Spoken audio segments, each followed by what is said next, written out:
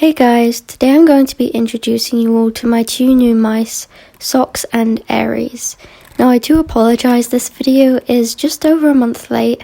We have had a lot going on. So Socks and Aries are two female mice. They are dove tans. They are also texel, although you can't really see it, and that's partially because their colour is very dark and the curls are all on the top of their body, but it's also because some of the curls, particularly on the sides, have become more loose, so it's more like they've got wavy hair now.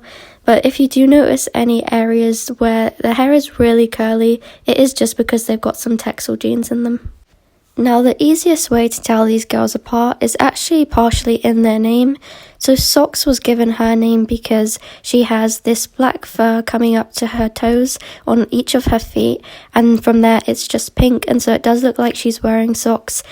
She also has little tufts of white fur behind her ears. There's actually quite a lot, but because her ears are normally pinned upwards, you can't see it unless you're actually behind her.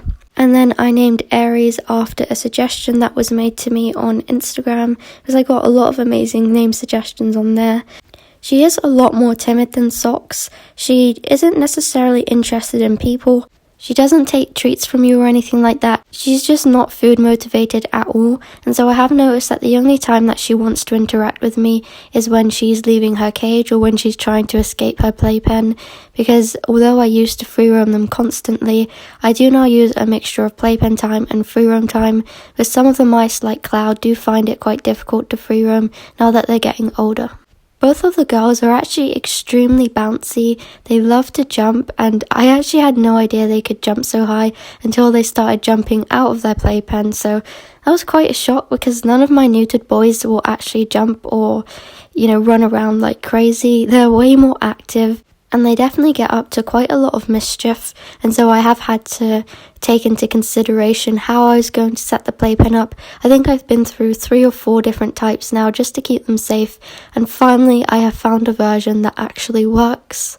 Socks is definitely the culprit in that she causes way more trouble. I know that when we first introduced them to the group, they were actually really calm. They couldn't care less that there were new mice there. They sort of just sniffed them and accepted their place in the group. But recently she has been badgering Eli, trying to take over his role as the dominant mouse in the group, and Eli isn't having it at all, so she's just been annoying him. Every once in a while she'll bite his bum or she'll chase him, which is kind of funny to watch, though it's nothing aggressive, nothing serious.